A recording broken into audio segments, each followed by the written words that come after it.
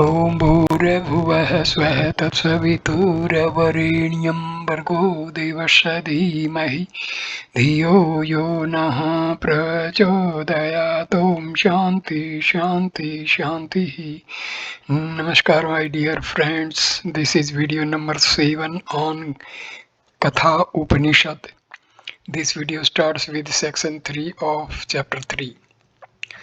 Know the Atma to be the master of the chariot, the body, the chariot, the buddhi, the charioteer, and the mind, the range. The Atma. Here the word does not mean pure consciousness, which is not related to the body or any material object. It signifies the jiva or living being, which, though identical with pure consciousness, appears through Maya as the embodied soul, subject to birth and death, hunger and thirst, and the rest. Unlike pure consciousness, the jiva is the experiencer of the result of action. The body, etc. The body is compared to a chariot because it is moved here and there by the sense organs, which are compared to horses. The buddhi, etc. The word buddhi denotes the discriminative faculty. The Hindu psychologist divided the sense organs into two groups, the outer and the inner. The former consist of the organs of action and the organs of perception. The organs of action are the hands, the feet, the tongue, and the organs of procreation and evacuation. The organs of perception are the eyes, the ears, the nose, the skin, and the tongue. The inner organ is known by 4 names according to its different functions. The manas or buddhi, characterized by doubt and volition, the buddhi or intellect, endowed with the power of discrimination and determination, the chitta or mind stuff, which is the storehouse of past impressions, and the aham or ego, characterized by I consciousness. A man is mainly dependent for his action upon the buddhi, which determines what he should be doing and what he should refrain from. The mind, etc. Through the mind, the buddhi directs the senses to their respective objects as the charioteer guides the horse along the right path by means of range. Part 4 of chapter 3. The senses, they say, are the horses, the objects, the roads, the voice called the Atma, united with the body, the senses, and the mind, the enjoyer. The senses, etc. The 5 organs of perception and the 5 organs of action are compared to horses because they draw the body hither and thither. The object, etc. The different objects, including form, touch, smell, taste, and sound, are the roads pursued by the senses. The Atma, etc. The word Atma here means the individual soul. The Supreme Self or pure consciousness cannot be the enjoyer of any relative experience. Under the influence of Maya, the Supreme Self appears as the individual soul endowed with mind, buddhi, and other organs.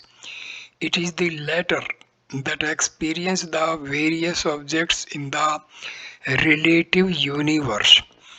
By means of the spiritual disciplines presently to be described, the individual soul gives up these false superimpositions and realizes its true nature.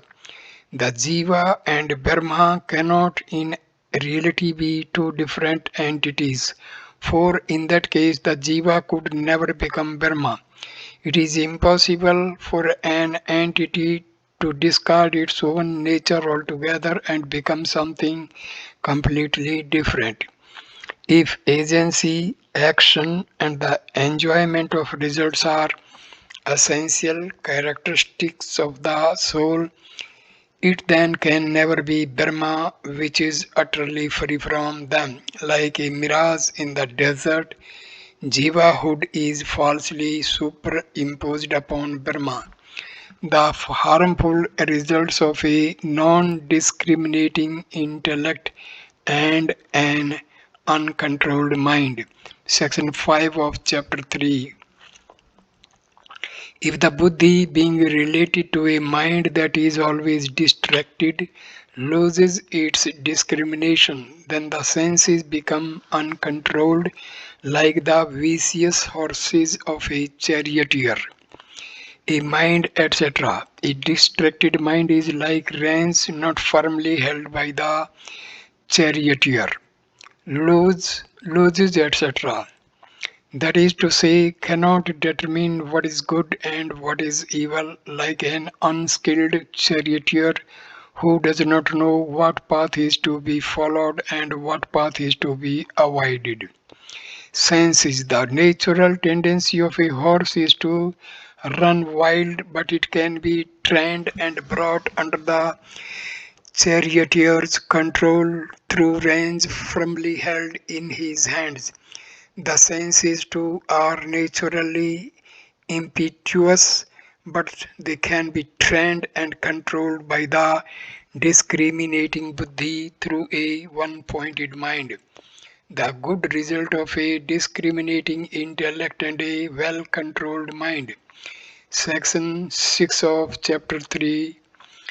But if the buddhi, being related to a mind that is always restrained, possesses discrimination, then the senses come under control like the good horses of a charioteer. A spiritual aspirant who through control of the mind is capable of distinguish between good and evil can use his sense organs to his advantage and ultimately realize the goal. For him, the sense organs do not offer any obstacle. The evil that follows from lack of self-control. Part 7 of chapter 3. If the buddhi being related to a distracted mind loses its discrimination and therefore always remain impure, then the embodied soul never attains the goal but enters into the round of births. Impure, a man lacking discrimination and inner serenity, comes under the sway of his senses.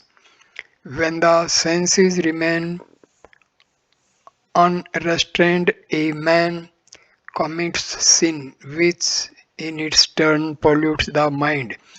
Round of births, that is to say, the life of samsara, the good result of self-control. Verse 8.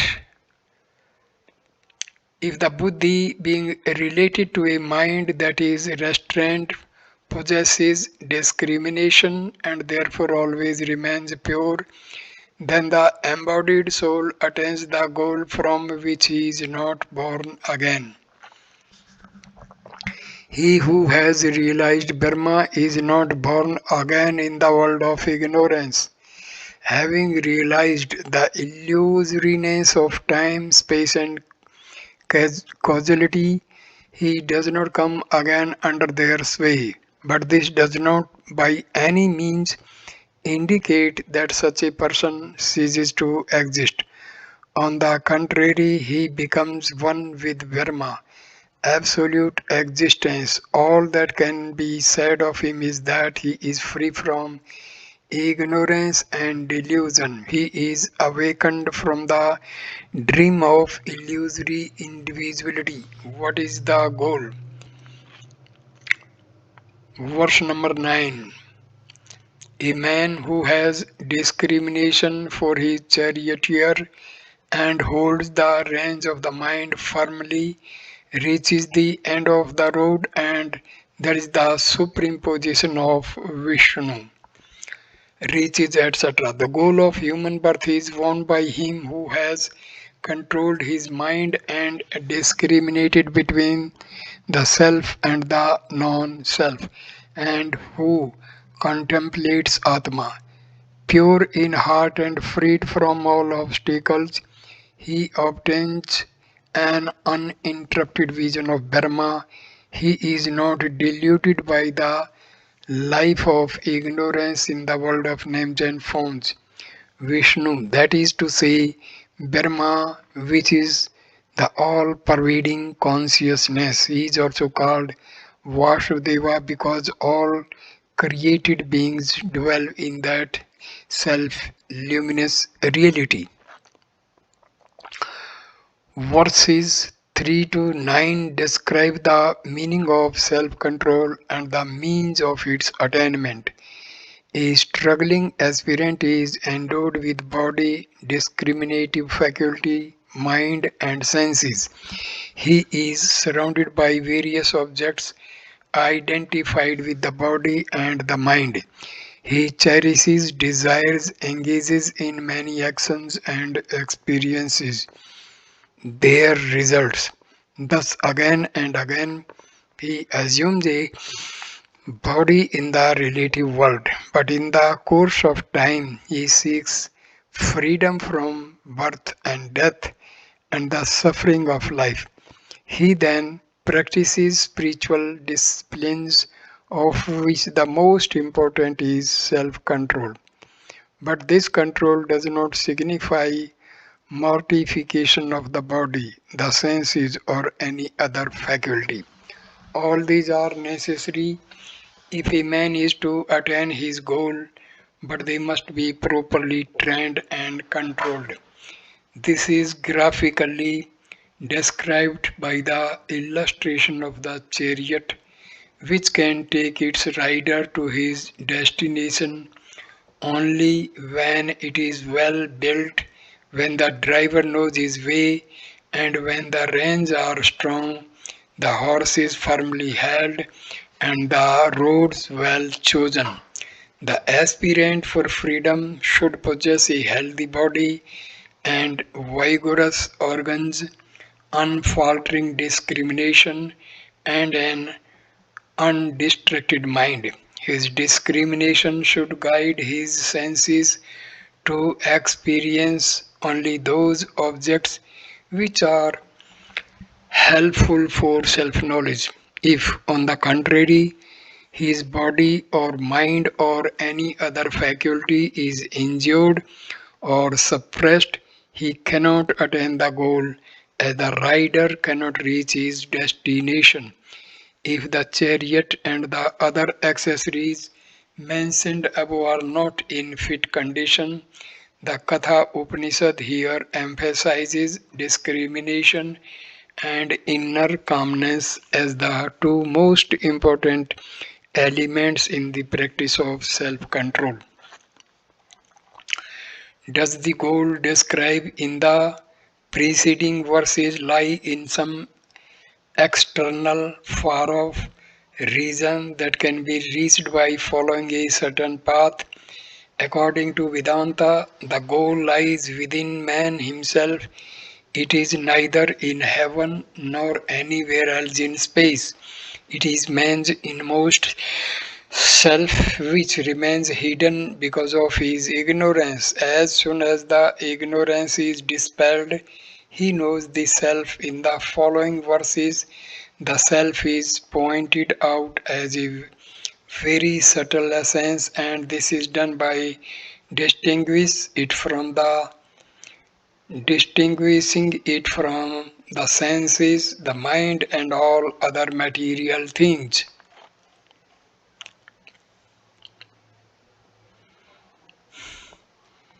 Verses 10 and 11.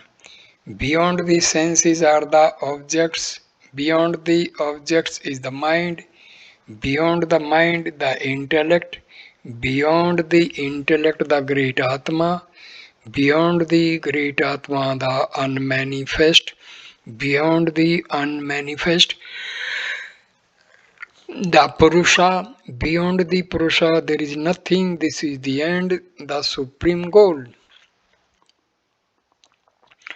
A rudimentary knowledge of the Vedantic cosmology and psychology is necessary for understanding the text.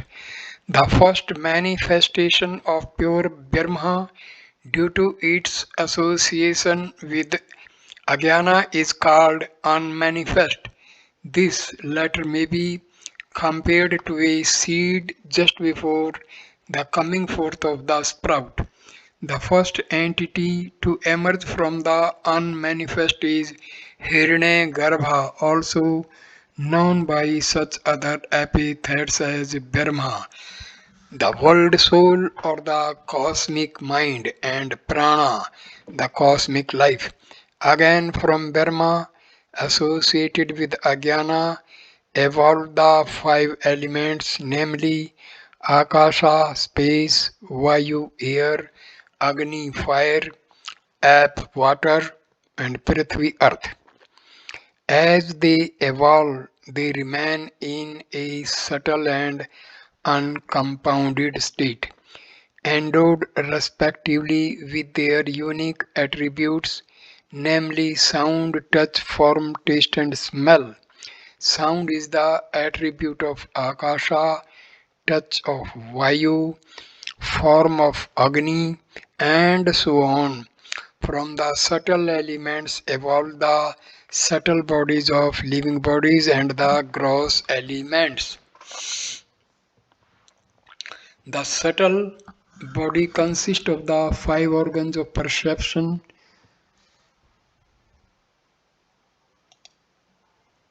the intellect, the mind, the five organs of action, and the five pranas. The organs of perception are the ears, the skin, the eyes, the tongue, and the nose. They are produced respectively from the sattva particles of space, air, fire, water, and earth. Maya, which is the material cause or upadana karana of the universe, consists of the three gunas, namely sattva, rajas, and tamas. These gunas are present in all the products of Maya or nature. Therefore, each of the five elements contains them. Thus, the organ of hearing is produced from the sattva particles of Akasha, the organ of touch from the sattva particle of Vayu, and so on. The mind, the buddhi, the chitta, and ahankara are produced from the combined sattva particles of five subtle elements. The inner organ, Antahkarana, is called the manas, mind. When it considers the pros and cons of a subject, it is called the buddhi, intellect, when it comes to a decision. The chitta, mind stuff or memory, is that aspect of the inner organ which remembers. The ahankara, egoity, is characterized by I consciousness.